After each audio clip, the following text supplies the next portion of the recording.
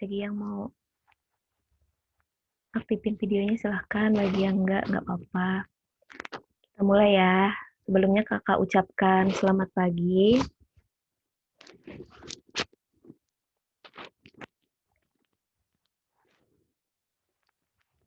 Nah, hari ini kakak akan melanjutkan materi kita sebelumnya yang sudah kakak ajarkan. Sekarang kita masuk pada bab 4. Suara kakak jelas kan? Kurang jelas, Kak. Jelas ya?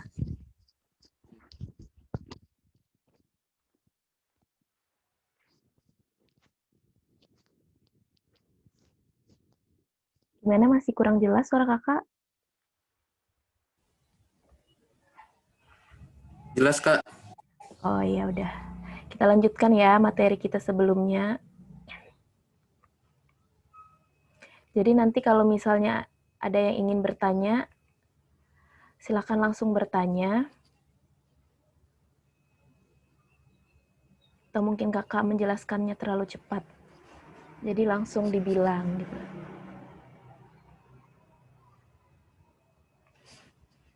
Nah, sekarang kakak masuk pada bab 4, yaitu terbentuknya keseimbangan pasar dan struktur pasar. Nah,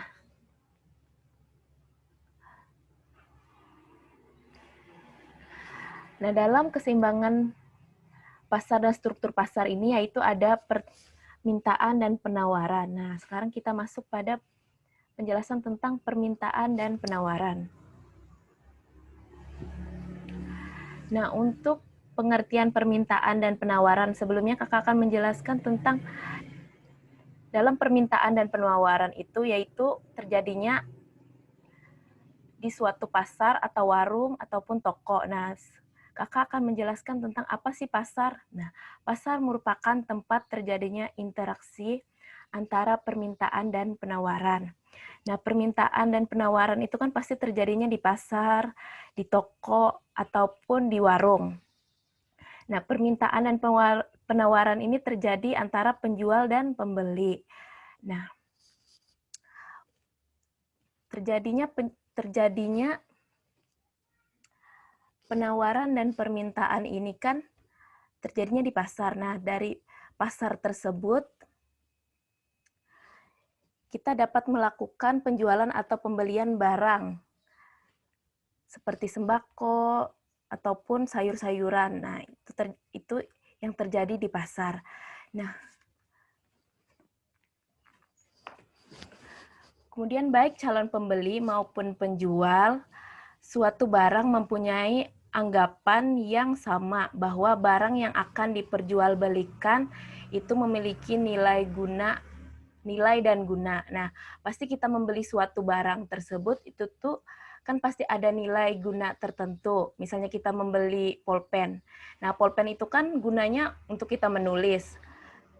Masa pulpen tersebut hanya kita gunakan untuk dilihat saja, kan punya nilai gunanya masing-masing. Misalnya misalnya gambar gitu, gambar dinding atau figura, itu kan nilainya untuk memperindah ruangan. Jadi suatu barang itu punya nilainya masing-masing dan gunanya masing-masing. Nah, kemudian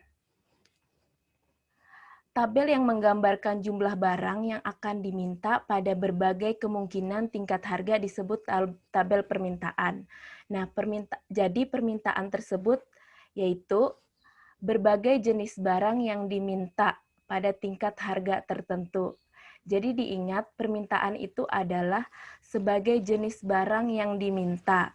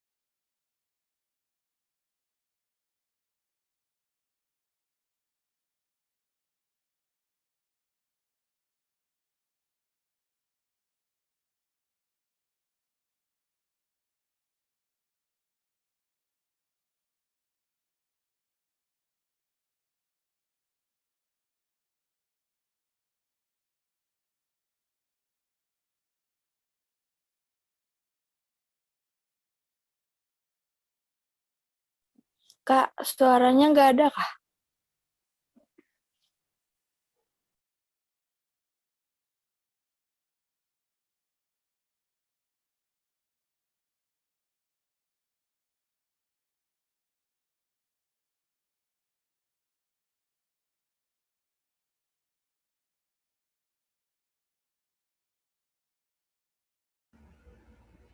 Halo?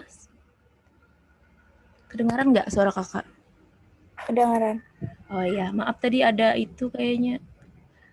Ada kesalahan teknis sebentar. Kita lanjutkan lagi ya. Sekarang masih kedengaran kan suara kakak? Dengar, Kak. Oh iya. Nah, sekarang pengertian penawaran adalah berbagai jenis barang yang ditawarkan pada berbagai tingkat harga tertentu. Nah, jadi perbedaan antara permintaan itu diingat yaitu kan permintaan tadi sebagai jenis barang yang diminta. Sedangkan penawaran itu yaitu berbagai jenis barang yang ditawarkan. Nah, perbedaannya cuma berbagai jenis barang yang diminta dan berbagai jenis barang yang ditawarkan. Tapi agak berisik. Kemudian lanjut lagi, ada beberapa faktor yang mempengaruhi permintaan dan penawaran.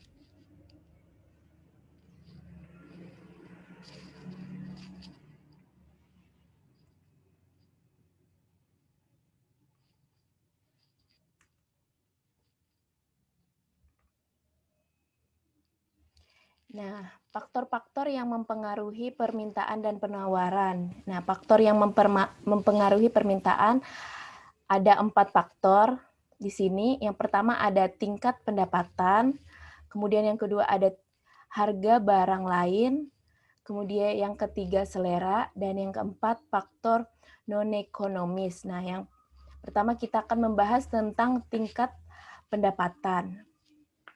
Nah, untuk tingkat pendapatan ini, tinggi rendahnya pendapatan seseorang atau suatu masyarakat akan menentukan besarnya permintaan barang dan jasa. Nah, jadi tingkat pendapatan seseorang itu mempengaruhi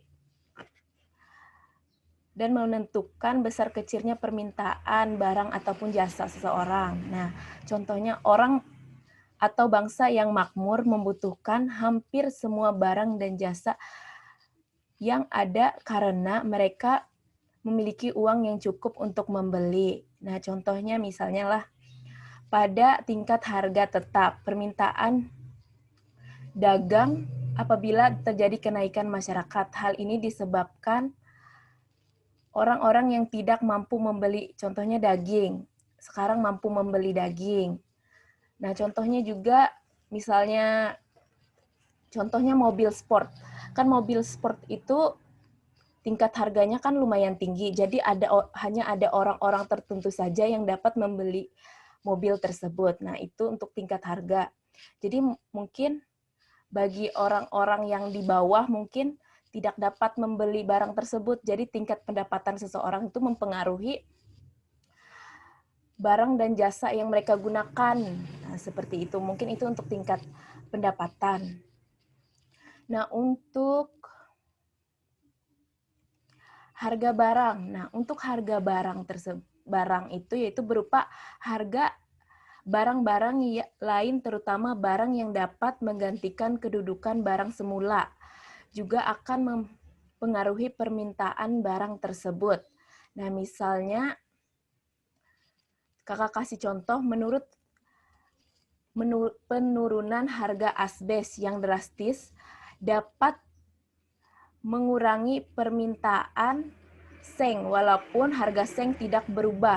Nah, hal tersebut disebabkan asbes dapat menggantikan kedudukan sebagai alat bangun. Nah, sebenarnya fungsinya sama. Nah, tapi karena harganya yang berbeda, jadi orang kan mencari yang mungkin harganya yang lebih murah atau lebih terjangkau. Nah, seperti itu. Nah, contoh lain misalnya daging sapi. Kita kan membeli daging sapi, mungkin ada yang lebih murah dari daging sapi, misalnya bisa diganti dengan ayam. Nah, contoh lain misalnya ikan, bisa diganti dengan telur. Nah, faktor ini juga dapat muncul dalam bentuk lain, yakni adanya terjadi persediaan barang ataupun jasa lain, terutama barang substitusi yang lebih mudah dijangkau. Nah, misalnya lagi kakak kasih contoh, yaitu seperti mobil pribadi akan turun apabila jasa angkutan umum tersedia cukup dan juga nyaman. Nah, misalnya kita beli mobil, misalnya ada mobil pribadi, tapi kita misalnya tidak jadi membeli karena ada alat transportasi lain yang lebih enak, itu seperti angkutan umum ataupun jasa angkutan yang lain, kayak seperti itu. Untuk meminimaliskan harga seperti itu. Nah, kemudian untuk selera. Nah, untuk selera ini iklan yang dapat mempengaruhi selera konsumen. Faktor ini bersifat subjektif. Jadi, perubahan selera sendiri disebabkan oleh pengaruh adat ataupun perubahan sosial. Nah, ini yang mempengaruhi terkadang untuk selera kita. Kan ini kan kita kan punya selera masing-masing. Jadi kadang-kadang tuh kan kita terpengaruh, misalnya bagi yang suka Korea nih, gara-gara melihat style Korea, jadi apa yang digunakan mereka kita beli kayak gitu. Nah, itu selera masing-masing. Mungkin ada juga yang mungkin nggak suka gitu selera Korea. Nah, seperti itu contohnya. Habis itu misalnya contoh lain yaitu perubahan bahan makanan pokok. Sebagian masyarakat Indonesia, kan dulu kan ada sagu, jagung, ubi-ubian. Nah, sekarang tuh kan beralih kepada beras. Nah, jadi telah menyebabkan permintaan beras, walaupun harga beras tersebut tetap ataupun naik. Jadi sekarang tuh kan digantikan beras, jadi permintaan itu kan semakin naik. Nah, seperti itu. Untuk selera, ini kan selera masing-masing. Nah, contoh lain ini misalnya handphone. Kan sekarang lagi ngetren nih handphone iPhone 11 Pro.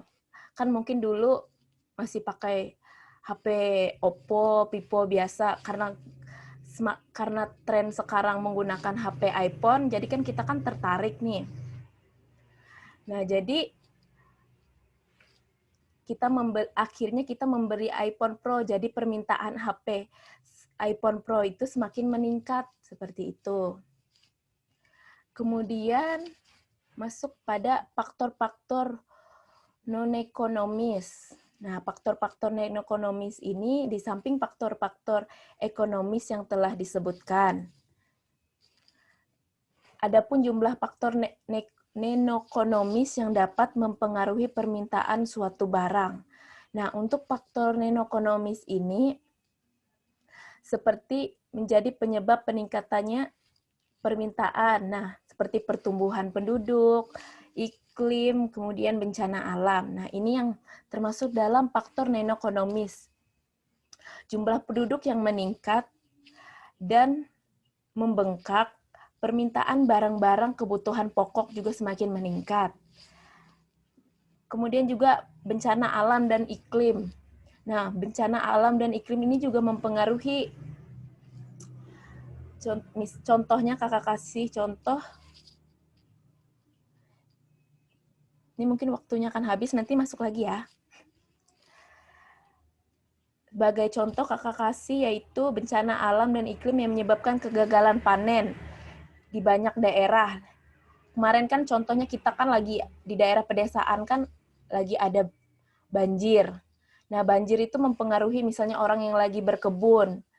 Nah, karena banjir jadi kebunnya mati. Nah, itu yang mempengaruhi permintaan bahan-bahan yang dahulunya mereka hasilkan sendiri itu jadi meningkat. Nah, contoh seperti itu. Jadi perubahan iklim atau bencana alam itu mempengaruhi faktor-faktor non-ekonomisnya.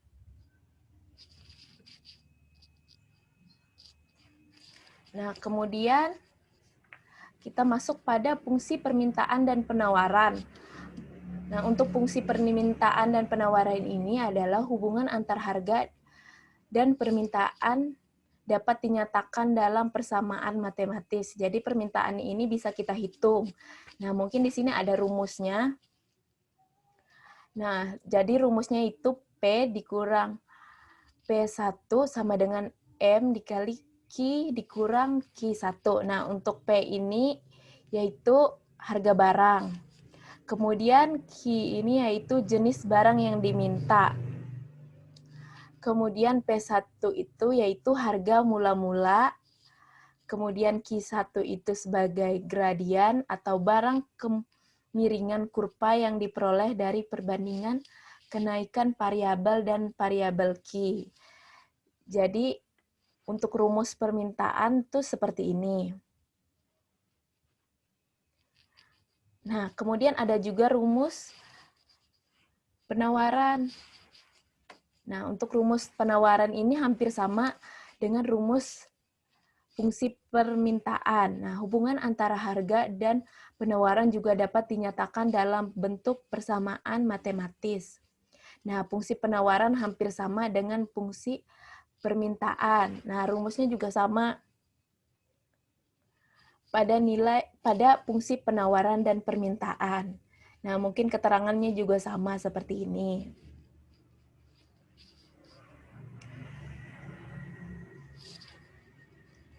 Nah, kita lanjut lagi pada hukum permintaan dan penawaran serta asumsi-asumsinya.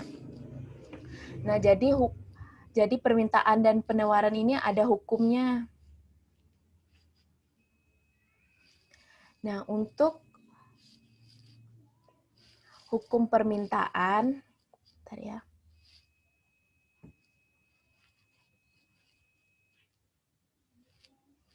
Nah, untuk hukum permintaan adalah makin tinggi harga suatu barang, makin sedikit jumlah barang yang diminta.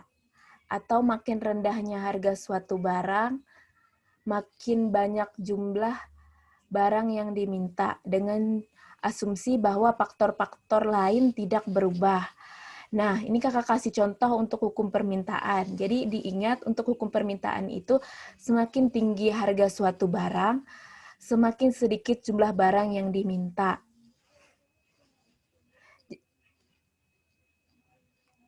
Nah, semakin murah harga barang kan semakin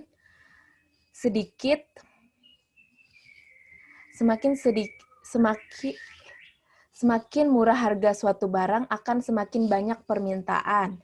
Sebaliknya, semakin mahal harga barang, maka semakin sedikit permintaannya. Contoh, misalnya harga cabai merah di pasar itu 3.000. Nah, maka permintaan cabai merah akan meningkat karena harga cabai tersebut murah. Nah, jadi orang pasti akan membeli karena harga barang tersebut murah. Nah, misalnya harga cabai merah itu 19.000. Nah, maka permintaan di masyarakat akan semakin sedikit karena harga cabainya terlalu mahal. Nah, itu untuk hukum permintaan. Nah, contohnya juga seperti ini, yaitu gambar pemotongan harga. Merupakan upaya perusahaan untuk meningkatkan permintaan konsumen. Jadi diskon itu kan menarik seseorang untuk membelinya. Jadi tingkat permintaan orang itu kan semakin banyak karena orang mikir diskon kan murah. Jadi orang tertarik untuk membeli barang tersebut. Nah, seperti itu. Kemudian ada juga hukum penawaran. Nah, untuk hukum penawaran ini yaitu makin tinggi harga suatu barang, makin banyak jumlah barang yang ditawarkan. Atau makin rendah harga suatu barang, makin sedikit jumlah barang yang ditawarkan. Dengan asumsi faktor-faktor lain tidak berubah.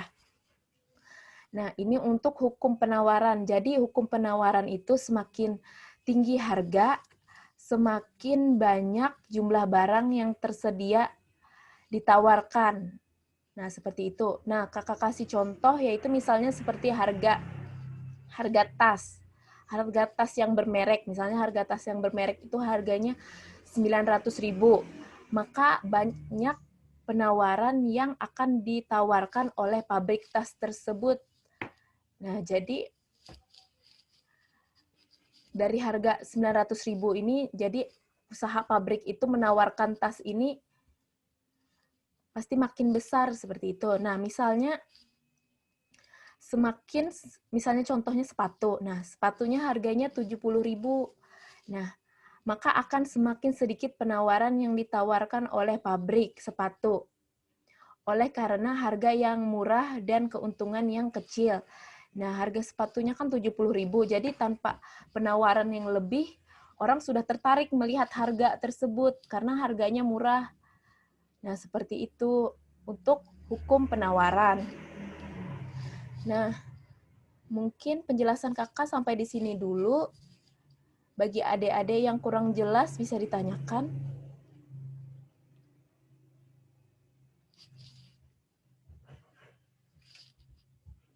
Atau kakak kecepatan menjelaskannya? Gimana? Atau masih ada yang kurang jelas dalam kakak menjelaskan materi tadi?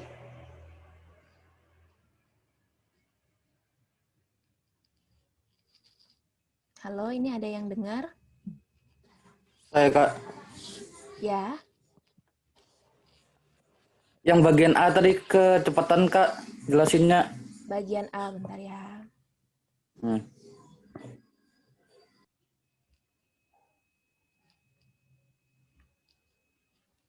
Bagian A. Ini ada yang baru masuk kayaknya. Bentar.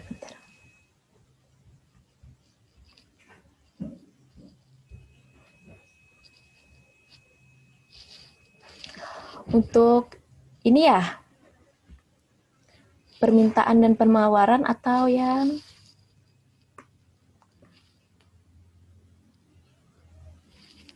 ini? Yang faktor yang mempengaruhi permintaan. Halo? Anu ini Kak yang hukum sabar Kak. Yang hukum permintaan dan penawaran serta asumsi-asumsinya. Oh Yang itu iya. Kak. Oke. Ini ya. Nah, Ya, yang nah itu. ini untuk pengertiannya dulu. Kamu pahami makin tinggi harga suatu barang, makin banyak jumlah barang yang ditawarkan. Atau semakin rendah suatu harga barang, semakin sedikit jumlah barang yang ditawarkan. Dengan asumsi faktor-faktor lain yang tidak berubah. Nah, jadi kamu harus memahami dulu ini pengertiannya. Nah, ini kakak kasih contoh supaya kamu paham. Contohnya misalnya harga cabai 3.000.